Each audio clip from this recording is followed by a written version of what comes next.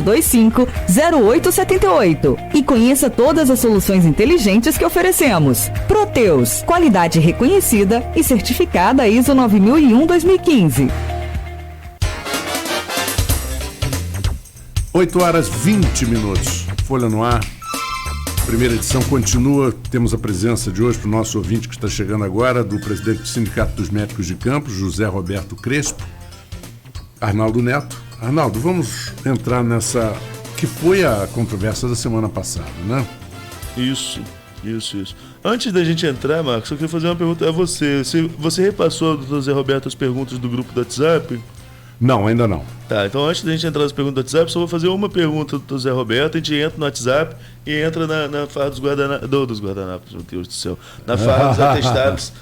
Na farra dos atestados, como foi denunciado pela Inter TV. Doutor, primeiro, a gente está falando sobre a greve, né? A gente falou aqui, conversou no bloco anterior, como que está a questão da adesão do movimento. A categoria está unida, tem um percentual de como que está acontecendo, e deixando claro, né? Essa parada aí, paralisação, melhor dizendo, da categoria é no atendimento ambulatorial. O serviço de emergência continua funcionando normalmente. A greve é dos médicos de Campos. Só que a gente não fez nenhum contingenciamento na questão da emergência. A gente manteve a emergência atendendo porta aberta sem nenhum problema, né? 100%. E o ambulatório, tanto o PHs, quanto o PH não, o UBS, quanto o clínico de especialidades, a gente tá parado o atendimento, porque na verdade são consultas previamente agendadas, né? Isso aí é que tá paralisado. A adesão é boa, eu acho que 90% das unidades estão paralisadas, não estão atendendo. As pessoas que procuram essas unidades, a gente tem orientado a todos a procurar as UPHs, os postos 24 horas. O município tem distribuído na cidade várias unidades 24 horas, então que tem plantonistas, tem como atender essas pessoas num momento de maior dificuldade. Então, se preocupou com essa questão de não deixar nenhuma falta de atendimento nos distritos, até o próximo, né? Na Baixada, na região norte lá do município. Então, essa é a nossa avaliação. Tivemos, semana passada, no PH de Ururaí, visitamos, extremamente destruída, mas o plantão continua, está funcionando regularmente, né? Só o ambulatório da unidade que está paralisado. Doutor, tem pergunta aqui no grupo do WhatsApp, pergunta do Kleber Tinoco, e o Kleber pergunta aqui: há esperança de que as reivindicações da classe médica sejam atendidas pelo governo municipal, mesmo diante da crise econômico-financeira, porque passa o município? O movimento grevista acredita numa resistência infundada, de que há recursos e falta prioridade do governo? Bem, a gente espera sempre fazer esse encaminhamento, fazer esse acordo.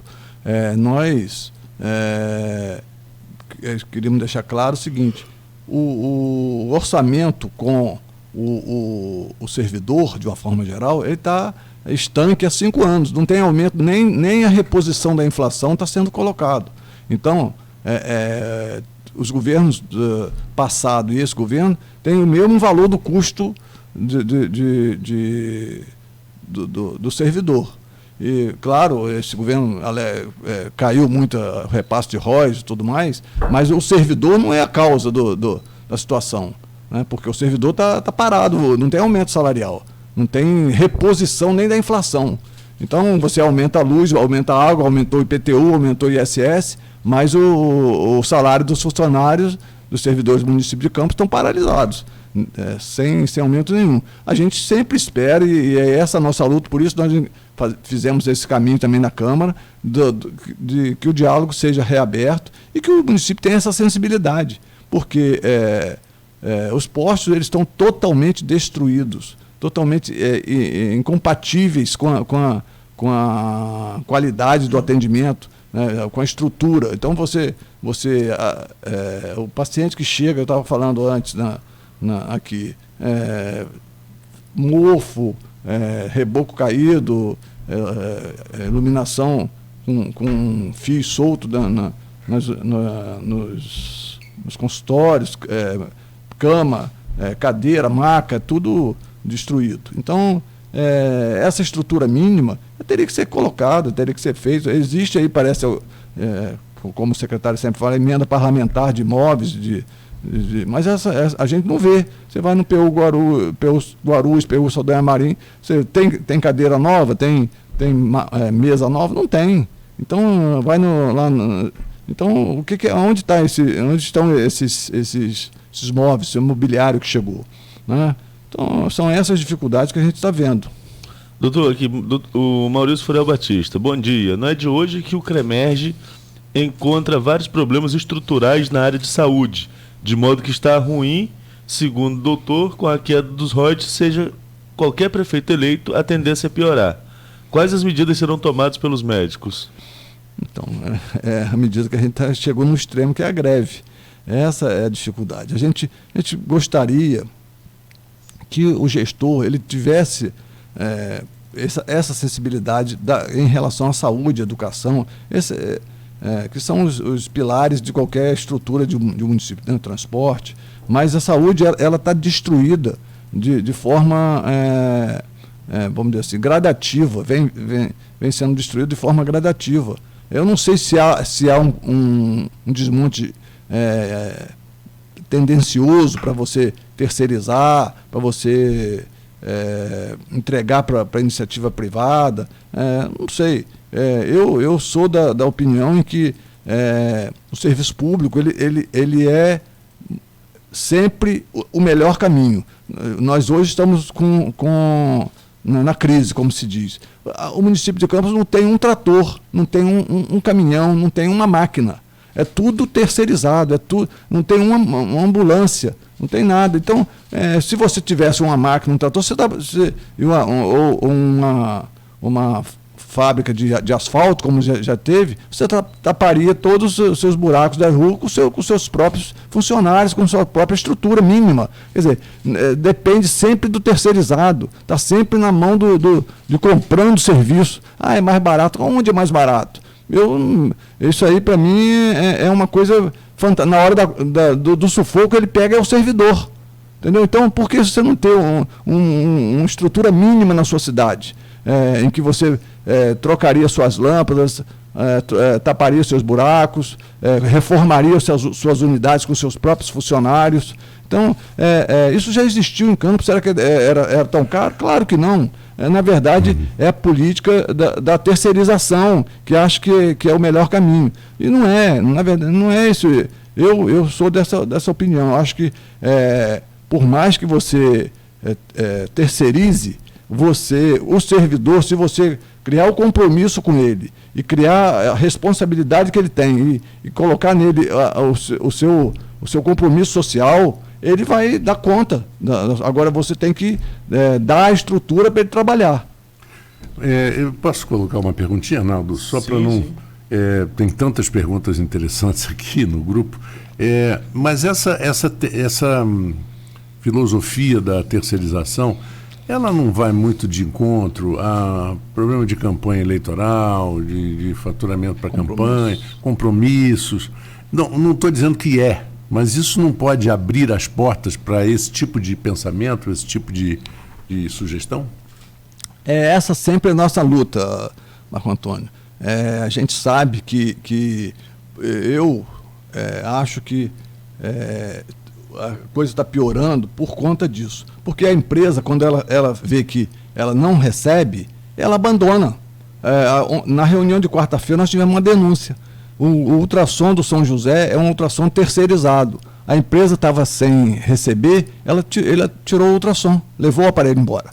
Então, se fosse um aparelho do município, tentaria consertar, tentaria ver o que ia acontecer, resolver. Então, é isso. Eu vejo essa dificuldade, porque o gestor ele acha que, não tendo custo, entre aspas, ele economizaria. Só que o que ele paga de mensalidade de terceirização é muito maior.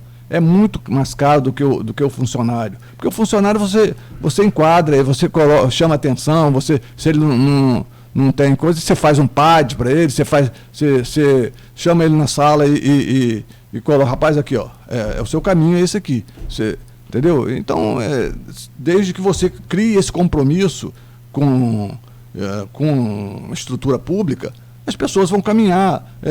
O Ferreira Machado tinha licitação dentro do próprio hospital, entendeu? E a gente comprava material, medicamentos mais barato do que em outros lugares. Por quê? Porque eu muitas vezes chegava para as empresas lá, doutor, eu quero me cadastrar no hospital, não sei o quê. Eu falei, rapaz, procura o setor de compras. Vai lá, bota o seu CNPJ, sua empresa, diz de onde você é, e a hora que tiver alguma licitação para você de remédio, ou do que for, nós vamos te convidar, você vai participar. Mas eu falei, aqui é o seguinte, serviço público, é preço. Se você não tiver preço, você ganha. Se não tiver preço, você não vai ganhar. Ah, mas meu aparelho é o melhor do Brasil.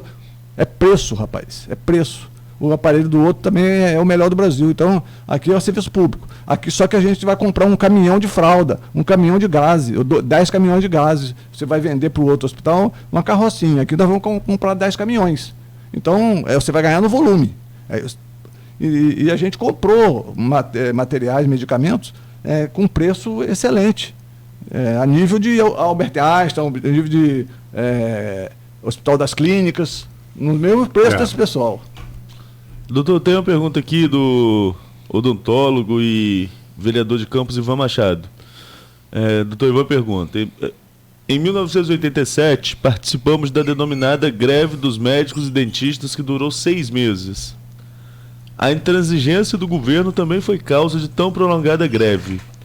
Aí ele, depois da introdução, ele pergunta: parece que o filme está sendo reprisado? A gente espera que não. Eu estava nessa época ainda, estava começando a minha vida de entidade médica, participei dessa situação. Foram 6 a 7 meses de greve, a maior greve de categoria talvez no Brasil, uma das maiores. Nós ficamos paralisados. O secretário foi até excluído da Sociedade Médica de Campos, porque em nenhum momento ele se colocou a favor da categoria. E só foi terminada, talvez, no governo posterior, né? Então, a gente espera que a estrutura do município, a gestão, ela tenha essa sensibilidade. Ela hoje sabe, com certeza, e está mais do que claro com o portal que a gente fez, com a apresentação que a gente fez lá na quarta-feira, da estrutura que existe deficitária do município. Dos postos, das unidades, da estrutura de medicamento, falta remédio, falta material, falta aparelhos, né? Então, essa condição ruim está gerando um estresse muito grande nos profissionais, está gerando uma angústia no ambiente de trabalho, entendeu? Você não consegue, você chega no plantão faltando isso, aquilo. Quer dizer, como é que você trabalha? Você é porta aberta 24 horas. Um Ferreira Machado, um HGG, um PU, Saldanha Marim. Você não tem a estrutura mínima, então é um risco de trabalho, de atendimento enorme para o profissional que está na ponta, que ele é o primeiro contato com o familiar, com o doente que chega. Então, essa angústia está preocupante para as instituições e as autoridades elas têm que ter essa sensibilidade. A gente espera que isso aconteça. Agora vamos entrando na questão da denúncia da farra dos atestados da InterTV. Vamos só fazer um pequeno, para lembrar aqui quem está nos acompanhando e não conhece a denúncia. A InterTV, afiliada da TV Globo, faz parte do Grupo Folha, fez um levantamento durante alguns meses sobre a questão de médicos que eram faltosos na rede pública municipal. Dentro desse levantamento, sem revelar nomes, a InterTV mostrou que alguns médicos que estavam de atestado há muito tempo, eles estavam de atestado, estariam doentes para a rede pública, mas atendiam no particular, normalmente, viajavam, participavam de congressos, participavam de atividades esportivas. Isso teve uma repercussão sem tamanho, até porque foi num telejornal da noite, que tem uma abrangência bem maior, né? Muitas pessoas assistem mais televisão do que leem jornais, do que acessam a internet. A televisão, TV aberta, está muito mais presente na vida do brasileiro. Como que o sindicato, como representação de categoria, recebeu essa denúncia? Nós repudiamos, em primeira mão, achamos que farra não é um termo apropriado para a situação. Farra é para todo mundo, farra é uma coisa, é bagunça. E não é isso, foram casos pontuais que foi denunciado. A gente tem que investigar se esses casos realmente as pessoas estão doentes ou não, que tipo de doença, se essas doenças dão afastamento total ou parcial, né? Se o cara é plantonista, se ele tem uma entorse no pé, ele pode atender no consultório, porque ele não vai andar, o plantonista, o cara vai andar um andar, 2 segundos. Então é diferente do cara que está numa mesa sentado para fazer consulta. Então, são coisas que tem que ter muito cuidado na hora de você fazer esse tipo de exposição pública. Então, eu fiz essa primeira manifestação, contactei alguns colegas do grupo da perícia, né, e parece que o município já está fazendo um levantamento dessas situações, para ver o que tem de erro, se tem algum desvio ético, se não tem. Mas eu acho que a Prev Campos, aí ela precisa se posicionar, entendeu? A Prev Campos, o grupo da perícia, eles têm que se colocar enquanto grupamento. Vou aproveitar aqui as perguntas do Roberto Shoa, policial federal, especialista em segurança pública, blogueiro da casa, blogueiro no Folha 1 e também articulista da Folha. Ele coloca aqui: diante das denúncias de abuso no uso de atestados médicos por alguns profissionais, o senhor é contra ou a favor de uma investigação profunda sobre a questão? É a favor da punição daqueles que tenham cometido desvios? Quais medidas acredita serem eficazes para evitar que fatos como esse se repitam? A prefeitura deve ser mais rígida com relação à apuração dos afastamentos? Eu sou completamente a favor, se tiver algum desvio ético, de punição. Nós não vamos compactuar com nenhum erro na conduta profissional, né, de desvio ético, né, moral, o que for. Então, por isso que eu não aceitei o nome farra. Porque farra são todos. Então, por isso que eu tive essa colocação no jornal e em outros momentos na própria imprensa falada. E outra coisa é o seguinte: você tem que...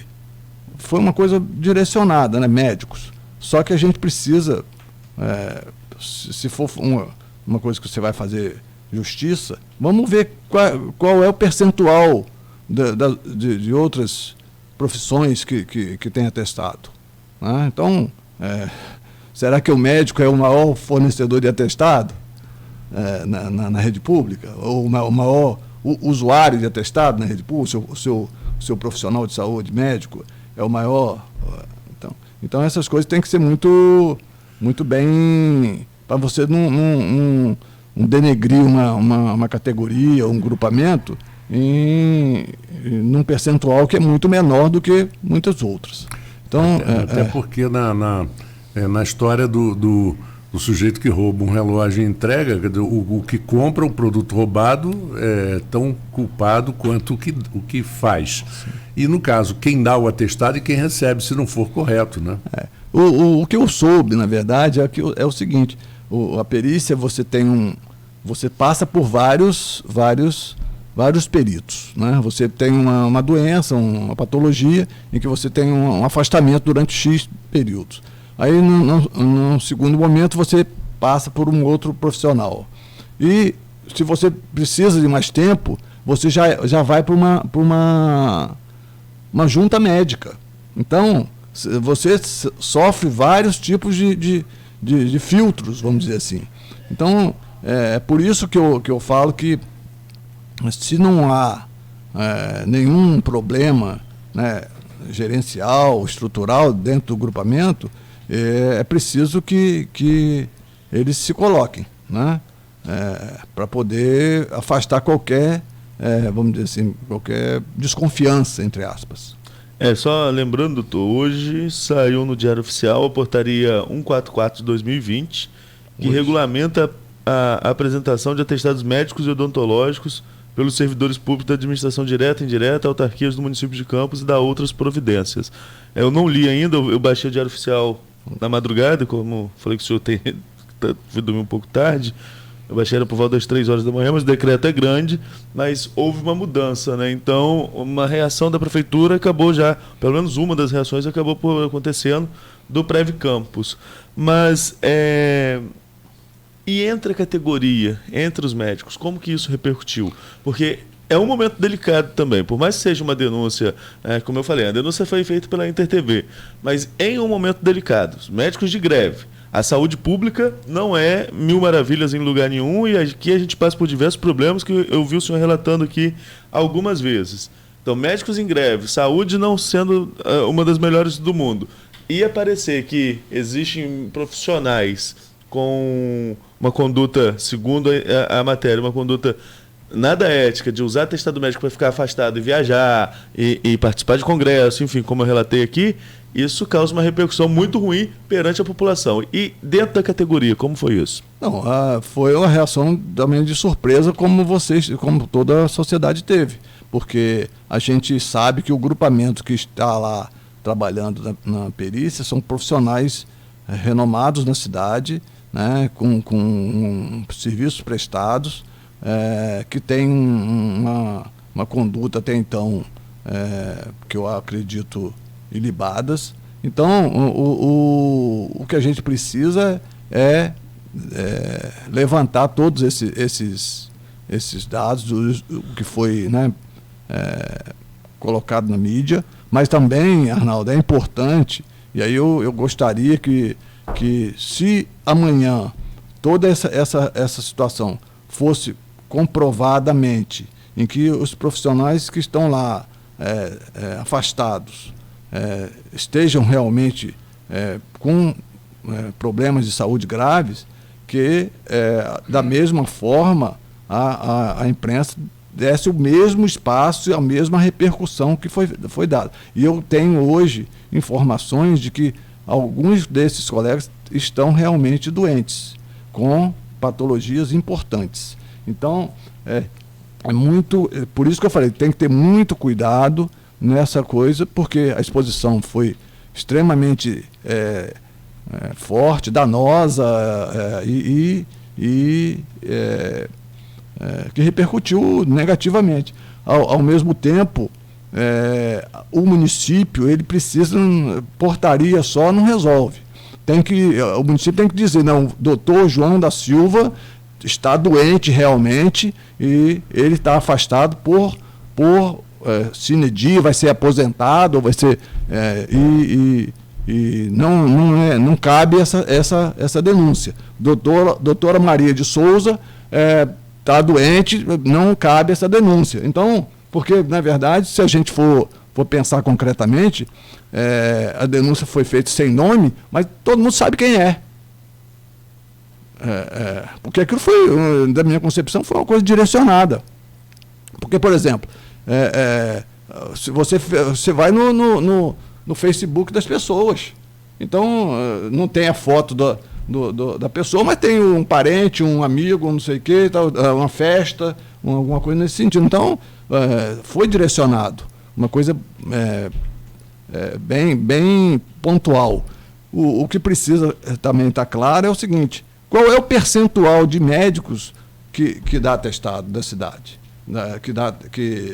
que fornece, que é usuário no serviço público atestado? Qual é o percentual? É 10%? É 5%? No contexto global dos servidores? Quem é o maior agrupamento que usa esse artifício positivamente ou maldosamente. Né? Então, são essas situações que aí foi só no médico. Né? Que eu não estou aqui para defender esse tipo de conduta. Conduta com desvio não é papel do sindicato defender. A gente não vai, e por isso que eu não vou mais falar sobre isso desde que saia definitivamente estamos falando aqui, mas estou falando, não vou mais polemizar nessa questão, desde que até sair definitivamente os 4 casos, foram 4, né, na mídia? 4 pontuados como principais. Sim, né? sim. Mas que foram expostos. Né? E até que se prove definitivamente se tem algum desvio nesse agrupamento. Né? E eu, como eu volto a repetir, eu falei para alguns colegas do grupo, a Prev Campus, ela precisa, vamos dizer assim, se colocar. Né? Esse agrupamento está subjúdice, vamos dizer, então precisa trocar, vamos dizer assim, chegando, se for nesse nível, senão vamos dar o valor necessário a esse agrupamento. Até porque é importante que se venha a público a conclusão para condenar ou não, ou absolver. Não é verdade? Essa é minha. É um direito deles. É minha, porque eu sei já de pessoas dali que estão com doença importante e que merecem afastamento mesmo. Então, é isso que a gente gostaria que fizesse. O município vai lá, faz um decreto, é um decreto frio. Depois que explodiu a bomba, não. Precisa agora é o seguinte, dizer, fulano, ciclano estão realmente com todos os laudos e todas o diagnóstico em que eles têm que ficar definitivamente afastados. Não, ele vai ficar afastado temporariamente por tanto tempo. E aí, né, e clarear isso para todos nós. Porque eu também não tenho acesso a o meandro da perícia. Né? Eu não sou perito, não trabalho lá, mas eu conheço alguns colegas, eu fiz alguns contatos. Mas até para poder me situar.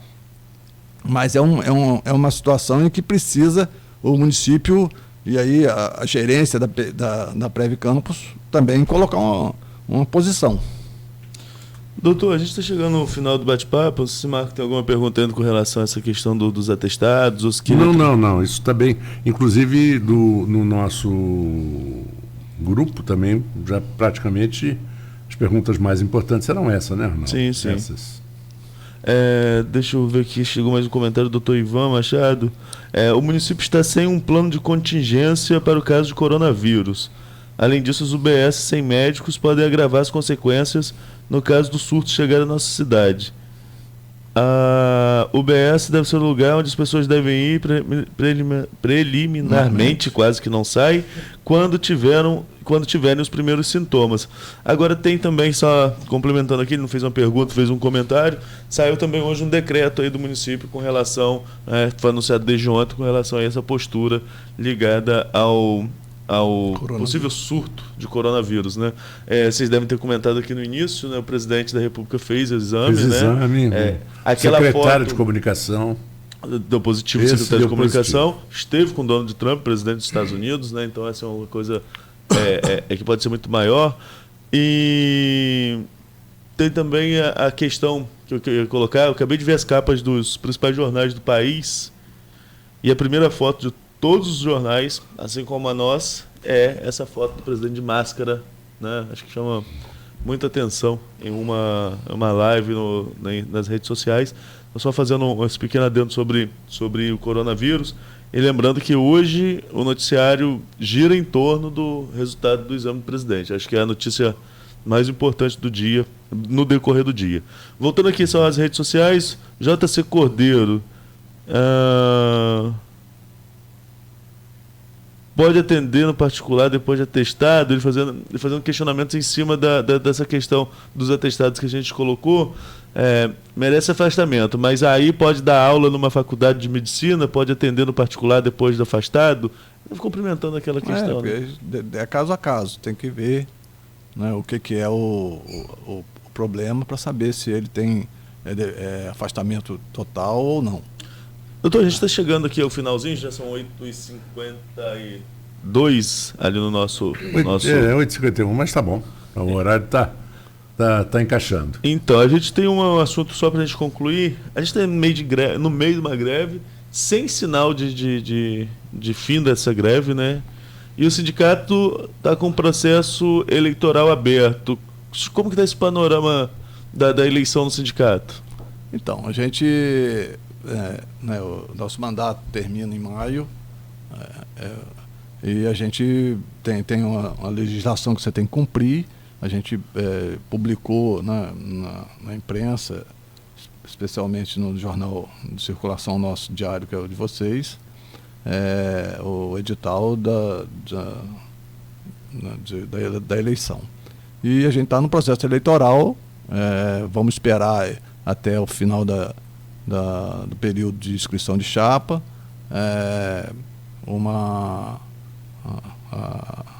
e aí vamos ver quantas chapas vão ter, se vão ter e aí vamos caminhar para isso. É um momento difícil, porque a gente está, como você mesmo falou, nessa ebulição de greve, né? São 2 greves em 6 meses, mas eu pessoalmente acho que isso é um momento temporário, acho que isso, de certa forma, é um crescimento, eu reputo dessa forma, né? Não só para a instituição, também para o gestor, né? Porque até o prefeito é um jovem, a gente é mais antigo e tal, mas de qualquer maneira também é um aprendizado, porque a greve que a gente participou foi da época do avô dele. Então, Campos não teve mais assim, períodos de greve efetiva como a gente está tendo nesse último ano aí. E é um aprendizado.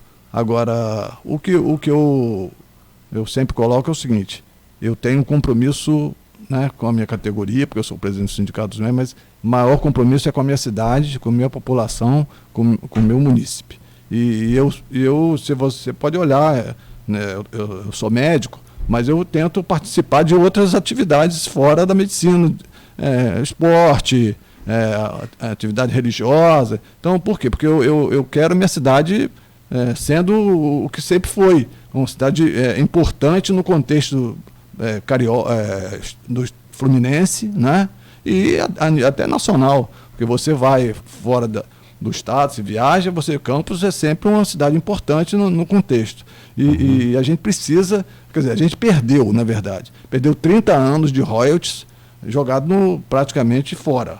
Então, isso que é doloroso, né? Você ter possibilidade de dar um salto de qualidade na cidade, e você perdeu isso. E agora nós estamos aí na discussão até da nova redistribuição. E isso é a pá de cal para se mudar todo o caminho.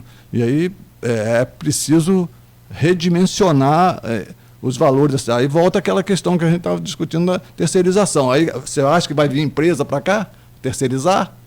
No município com recurso, vai voltar o servidorzinho de A, B, C. Então, é isso. As empresas, elas vêm onde tem recurso, né?